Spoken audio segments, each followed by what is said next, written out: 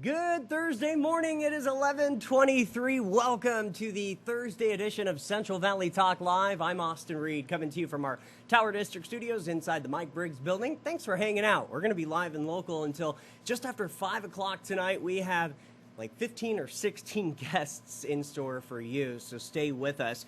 Real quick, before we bring in our first guest, got to tell you about a very exciting new thing here at Central Valley Talk. We have got Central Valley Talk 2. It's right now available at centralvalleytalk.com/2, and we are airing classic movies 24/7. Again, centralvalleytalk.com/2, and we're talking like old school movies from the 30s, 40s, and you got to check it out, streaming 24/7. It's going to be a hot one here in the Central Valley today, highs close to 90, so get ready for that. We are going to head up north, though, at the very beginning of our show today. Joining us live via Zoom is Jamie. Hello there. Can you hear us? Yes, I can. Can you hear me? I can hear you loud and clear. Welcome. Good morning. Good morning. How are you doing today? Hey, we're doing good. I would imagine it's a little bit cooler where you are than here in Fresno today. You know, it is a little bit, but also at the same time, I walked out of the house wearing this and I tossed the jacket because it was that warm. Really? Okay, so it's like this is a statewide thing. Now, where are you based out of again? So I'm in the land of Apple. So I'm right in the middle of Silicon Valley. Right in the middle of Silicon Valley. Now, I was reading your bio. You've been obviously a realtor, a multimedia designer, entrepreneur, very creative background in branding and entertainment. You've got a lot of public relations experience as well, which I think helps for what you do. I want to start with why and where people are locating as of today. What are you seeing? Well, right now, a lot of people are moving out of California. Some people moving in as well, but we're seeing a lot of Californians pack up and move over to nearby states like Nevada, Oregon, Washington, Arizona. But they're starting to kind of creep out a lot more towards Texas, as well as even Tennessee and Georgia. And of course, there's a lot of people moving elsewhere and a lot of people moving back in towards California. And of course, with you guys, we're probably, people from the Bay Area are probably driving up your Fresno prices, correct? Yeah, absolutely. Oh, yeah. We're seeing, the lowest you could get, maybe a 3-bed, 2-bath in Fresno, not the best area, maybe $250 if you're lucky. Yeah, well, over here in Silicon Valley and in San Jose, the median home price is around 1.8 million. Right. Yeah. So while a lot of us are complaining here in Fresno, we don't have as much complaints down here than you have up there. Yeah. So sorry if some of our people are driving up your prices. It happens. You know what? It's post-COVID, so things are changing. Hey. But it's good for homeowners in your area because it's bringing up the equity, though. Absolutely. It's fantastic for people looking to sell even 10 years from now. I want to talk a little bit about some of the cost of living and tax rate considerations, because you have a lot of experience on that side. So with cost of living, that's something that's one of the points that most people think about when you talk about relocation. Because if you were to even move from Fresno over to, let's say, Georgia or Tennessee, there's websites that you can check like bankrate.com for cost of living calculators. So if you were making, let's say, $100,000 over in Fresno, it could be anywhere to have the same kind of living for about 46,000-ish in Tennessee. So you can kind of see how much farther your money goes, especially when it comes to food, gas prices, housing costs, even schooling, if for some people that are doing private schools. But at the same time, when people move out there, it's so much harder to relocate back to California unless you have a good paying job that brings you back over here. Right, right. We were actually talking on the phone just before our interview today, and you brought up something that I've never heard of. Oh, yes. This extortion with rogue moving companies. Tell our audience what is this? So this is not something that we think about. We all get the scammers that call us pretending to be IRS or PG&E trying to get our money, right? Or even, they are predatory against little grandmas.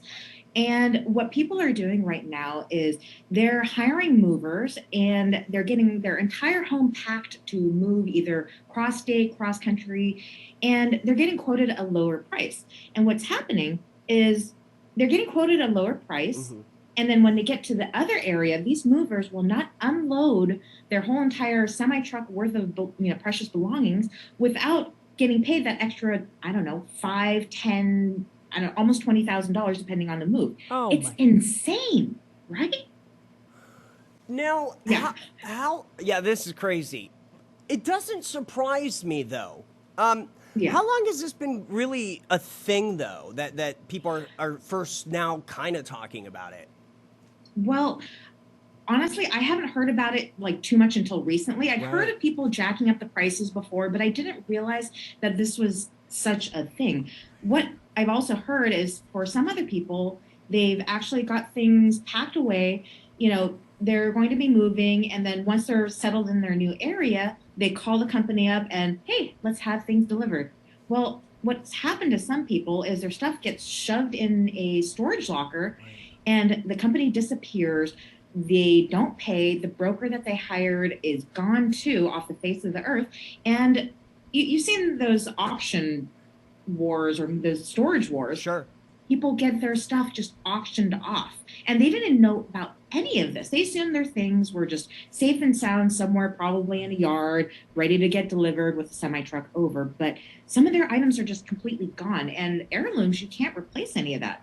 If you're a minimalist, okay, well, you probably don't have that much stuff anyways. But precious heirlooms, it's things that people don't want to lose or have to even, you can't replace them. Right. It's kind of like it's reminding me of, some towing companies are right? Like the prices that, it's insane. What can be done about this? I guess talking about this, calling these places out. Well, you have to do your due diligence. Either talk to a professional realtor that you're working with on your cross-country move or relocation experts. But one of the things that I read was that you should not go and just randomly choose somebody. And the little red flags to spot is if you're talking to somebody on the phone, they send you a contract. They don't even come by and check out how many rooms you have, how heavy the items are. And they basically just quote you a price based on what you're telling them. That's one of the red flags because some of these people are actually brokers.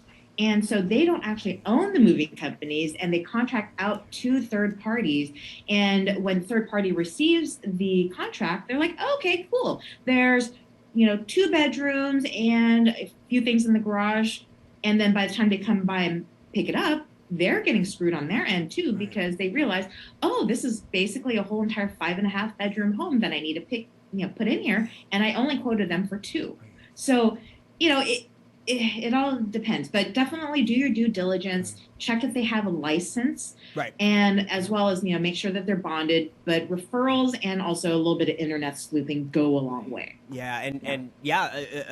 Interview these companies for sure. Hey, one of the things that I know you wanted to talk a little bit about is kind of why, for anybody to trust your gut instinct, when you're interviewing an agent. Back to that interview.